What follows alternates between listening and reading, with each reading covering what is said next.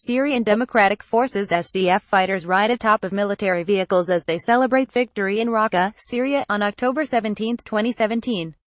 Erik De CastroReuters: We've done more against ISIS in 9 months than the previous administration has done during its whole administration, by far. President Trump, in remarks before the Value Voters Summit, October 13, 2017. President Trump has made a variation of this claim repeatedly over the months, starting in July, when he proclaimed, "In 5 months we have done more against ISIS than anybody's done since the beginning, and we are having tremendous success with that." Every month since then, he has repeated the claim, simply updating the number of months.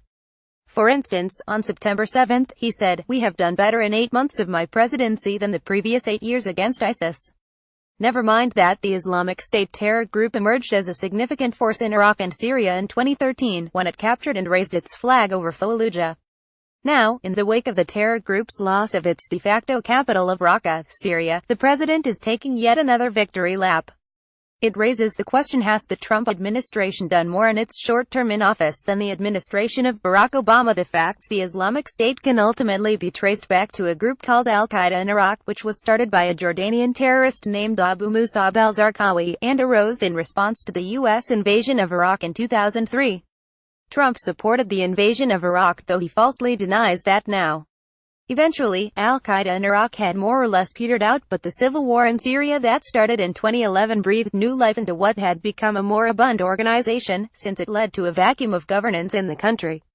The Islamic State then moved into Iraq, in part because of Obama's decision to withdraw troops in 2011. Trump had urged a rapid withdrawal at the time, but he ignores that now when he criticizes Obama for this decision. Then Defense Secretary Leon Panetta, in his 2014 memoir Worthy Fights, said he warned Obama that without U.S. troops in place, Iraq could become a new haven for terrorists. Another factor in the rise of the Islamic State was the rampant mismanagement by the government of Prime Minister Nouri al-Maliki, which greatly degraded the Iraqi military and exacerbated tensions between Sunnis and Shiites. The Islamic State reached its height of control in late 2014, with defense consultant IHS Janes estimating a reach of 35,000 square miles in January 2015. On September 10, 2014, Obama announced the formation of an international coalition to defeat the Islamic State, and a month later the Defense Department formally established Combined Joint Task Force, Operation Inherent Resolve, which coordinates the activities of 73 nations in the mission. Most of them do not contribute to warfighting but are expected to help with stabilization efforts in cleared areas. U.S. defense advisors then had to train and arm Iraqi security forces from the ground up. After 3 years, their performance has improved considerably, experts said. A White House official told the fact-checker the president was referring to the rate of liberation under his watch, both in terms of people and land.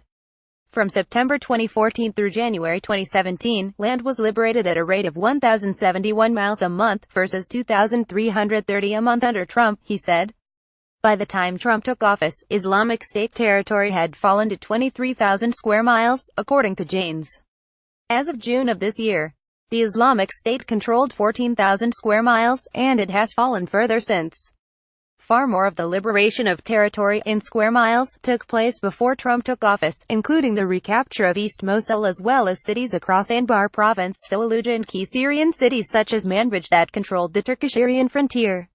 Indeed, the plan that resulted in the liberation of Mosul and Raqqa was launched under Obama, and there wasn't much change other than looser rules of engagement with regard to striking targets of opportunity, resulting in an increased tempo. The assault on Raqqa began in November, 2 months before Trump took office, using the same coalition that ultimately captured the city. There is no doubt that the Trump administration followed the basic strategy set in place by the Obama administration, said Michael Morrell, former deputy director of the CIA. There is no doubt that Obama would have gotten where Trump is at this moment as well. There were no significant changes in the overall plan in combating ISIS, said Ali Soufan, chief executive of the Soufan Group, and a former FBI agent who specialized in international terrorism cases. What we are witnessing today is mostly the fruits of what the former administration started. Morrell added there is a compelling argument that some tactical changes made by Defense Secretary Jim Mattis, such as more special forces on the ground and putting them closer to the fight, resulted in an acceleration of the coalition meeting its objectives. Trump also allowed commanders on the ground to make some battlefield decisions, avoiding micromanagement from Washington. One example often cited by U.S. officials is when Syrian Democratic Forces requested the use of V-22 Osprey aircraft to cross Lake Assad to surprise militants in the town of Raqqa, which was approved on the spot without getting buy-in from the White House. Another tactical shift was a campaign of annihilation surrounding cities held by militants that has ensured no militants will escape from cities. Obama's Defense Secretary, Ash Carter, had left an escape route for militants to minimize destruction to cities and deaths of civilians. Human rights groups have protested the change in tactics, saying more civilians have been killed under Trump than under Obama. Statistics from U.S. Central Command suggest the number of civilians killed has more than tripled under Trump, from 199 between 2014 and 2016 to 786 as of October 26, with 519 more cases still under investigation. Anthony Quartisman of the Center for Strategic and International Studies dismissed land as a fairly useless metric given most of the territory is desert. He said other metrics, such as air power, also bolstered the case Obama had done more. According to Quartisman's calculations, coalition forces have flown 63,758 sorties, of which 23% were flown under Trump.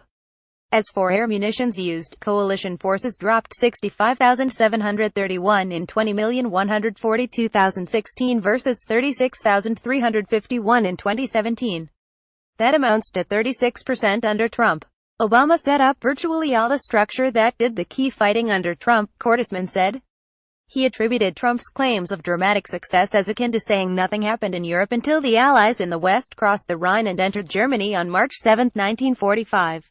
Obama fashioned the strategy, the alliances and assembled the forces to destroy the caliphate, but the culmination of the process has occurred on Trump's watch, said Bruce Riedel, a senior fellow at the Brookings Institution. It's a good example of Trump keeping Obama policy basically intact, not dramatically altering it. Now the territorial battle is coming to a close and the much harder ideological conflict is still to be won. That is Trump's challenge. The Pinocchio test, a president taking credit for a successful outcome started by his predecessor, is a time-honored tradition. Obama certainly claimed repeatedly that he saved General Motors during the Great Recession, even though he built on steps first taken by George W. Bush. That still does not make it right. Trump exacerbates the braggadocio by specifically saying he has done by far more than Obama, even though he inherited a structure and plan developed by Obama. Experts credit Trump with some tactical shifts that may have stepped up the tempo, though the number of civilian deaths has soared as a result. In reality, according to several metrics, more was done under Obama. Trump earns 3 Pinocchios.